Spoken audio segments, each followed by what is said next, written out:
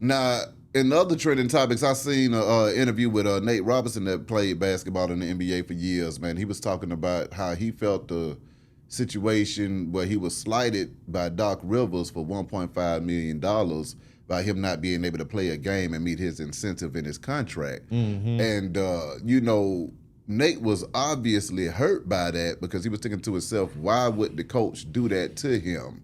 And that falls into that black on black crime category as well, to where we feel like we're doing it to each other. I mean, you seen it. What did you think about that when you saw that? First, I didn't realize that we would be talking about this, because I'm gonna tell you why. Because I love Doc Rivers, first of all, because Doc Rivers played for the Atlanta Hawks. So anybody that knows Atlanta history know that Doc was a part of our history. Doc, man. Spud, Neek, Antoine Carcliffe, Leviston, Tree Riles. The list goes on and on. John Concat. God damn, John fucked us up. But anyway, but I have that place for Doc as an Atlantean. Okay. Exactly. But Nate Robinson is one of my favorite players all time. We sat up here not too long ago and talked about AI and Jordan and all them.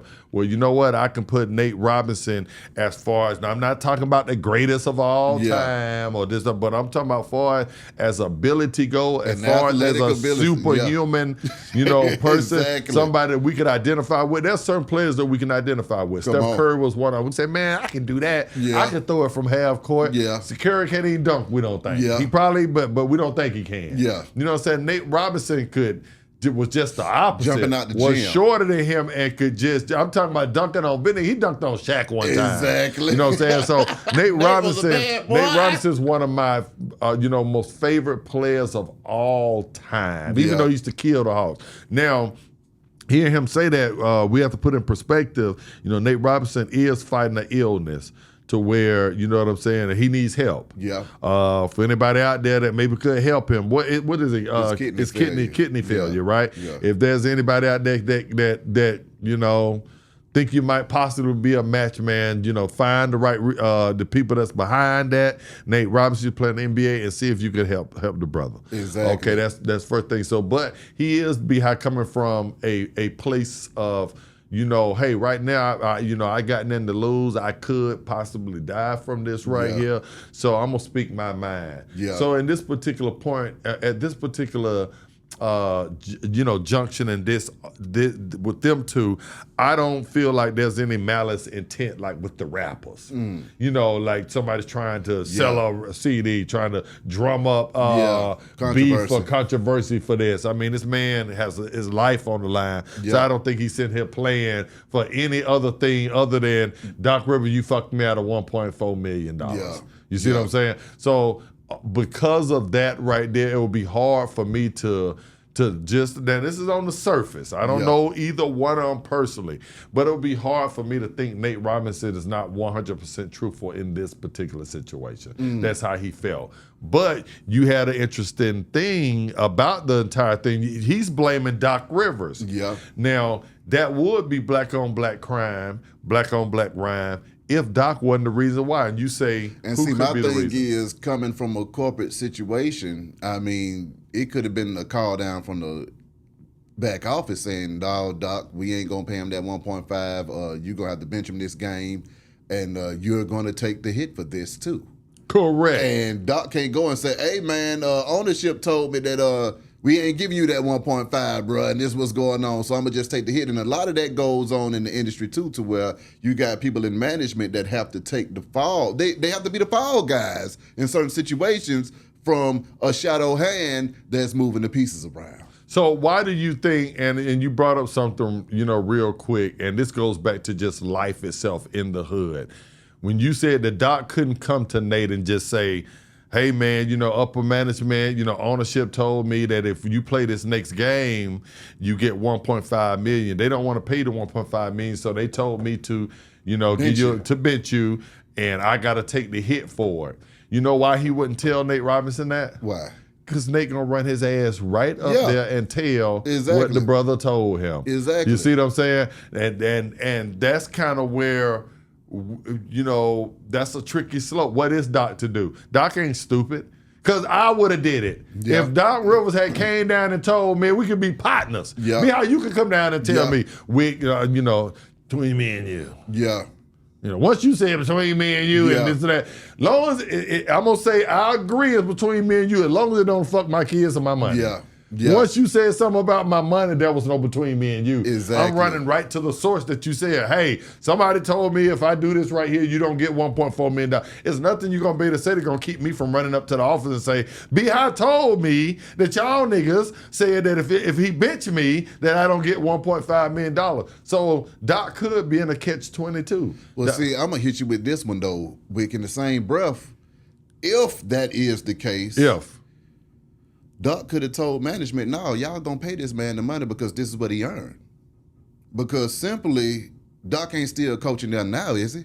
Correct. You on a limited time basis anyway, so why you doing folks dirty work if you ain't gonna be there for the rest of your damn life? Because in a minute, they gonna turn on you and do the same thing. But what if they... So why don't you stand up for something and say, hey man, this man has earned $1.5 million. Well, what if they feel like he had earned it at the time? You got to realize you're coming off a team with Kevin Garnett, Paul Pierce, Rajon Rondo was running point, but Nate wasn't the Nate that was at New York.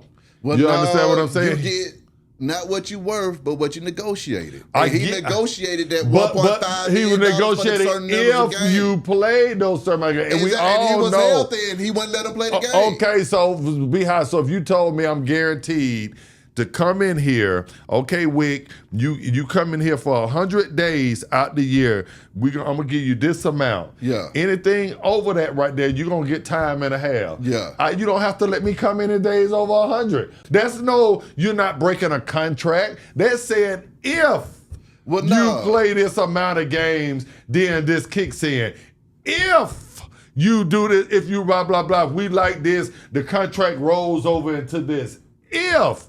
Right now, we're not guaranteeing you. That's not guaranteed. It was saying if we allow you to play these amount of games, we'll kick in that bonus. So, man, I can tell you like this right here. My nigga, I really don't even want to use you up like that because I know you got miles on your knees and stuff. I really want to go on play you 90 minutes or 90 games, whatever, just hypothetically. I'm going to play you this year because it's only 84 games, but let's say I'm going to play you 50 games this year, right? Yeah. But if I play you anything over 50, I'm going to get a $1.5 million going to kick in if I overuse you. So you can tell your people that. You understand what I'm saying? Well, what if I told you I'm gonna give you the $1.5 million at 50 games, and we at game number 49, and you got one more game to play to get your 1.5? So that means I had only played. In my head, I was only giving you 45 to 49 games, nigga. See, then that's some bullshit. How's that bullshit?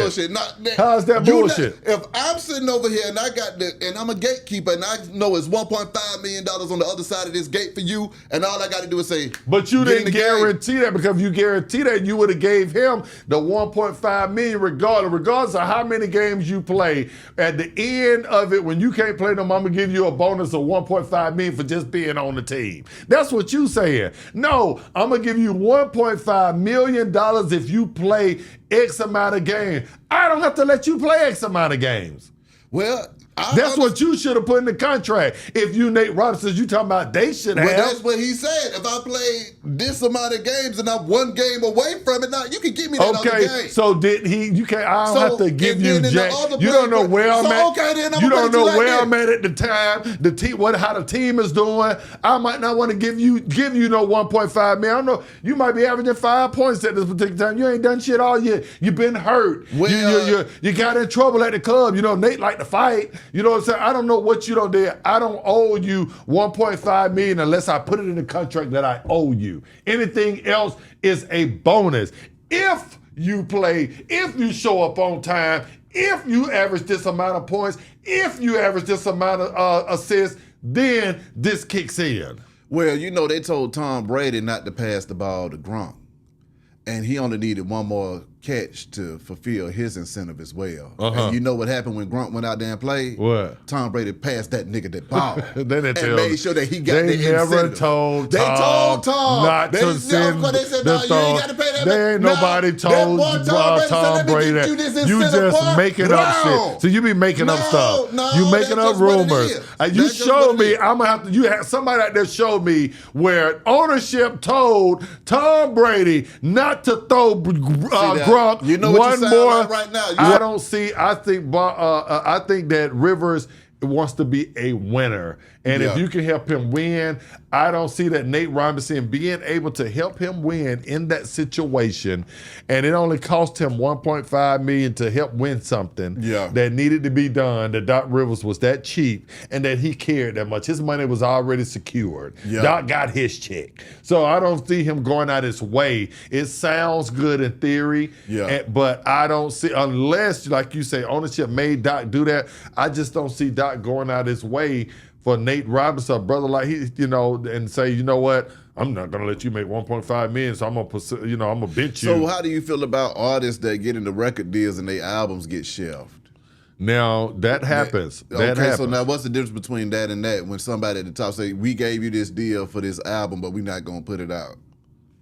Well, and that costs you $1.5 million of tour money and show money. But that's still in the contract. They didn't take nothing from you. Okay. You see, if you negotiated, if you're getting shelved, then it's all good. Well, no, if you negotiated in your contract that because it happened. It don't happen to us. We had a 3-album deal with Ernie and Bob them. And they put 2 of them out straight from the day on the ground. We had a 3rd album that if they decided to pick up the 3rd option, they will owe us some, and it was about the same deal, $1 million and some change, right? So they didn't want to pay the $1 million and some change. You see what I'm saying? So then they come back with, well, look, guys, y'all already in the hole. They paying all this pin game. Well, y'all already owe us $800,000 that they were saying at the time. Y'all owe us roughly $1 million, right? This one, because they claiming videos cost $100,000 back then and all this old bullshit. So right now, $1 million is what they're trying to kick is, we say we'll give you $1 million for this 3rd album, right? But you already owe me $800,000, right? So what we're gonna do is we'll take that $800,000, square up with you, and then y'all and give y'all $200,000, but that $200,000 is for the production of the album. That's actually even less because we were getting $250,000 to do the album. You see what I'm saying? So now you really don't took from that, and we have to deliver this album. If we did, and now the $200,000 that you trying to give me, they already know that we pissed and that we not gonna do an album with the $200,000. You shoot me and Nino $200,000. Now we're gonna fuck the money off because we already know you don't played us. We ain't finna get $1 million. So now you shoot me $200,000. Anything you give me, nigga, I got an attitude. I'm gonna charge that to the game. Now y'all already talking about some business. So now they want to take $200,000 and allocate it.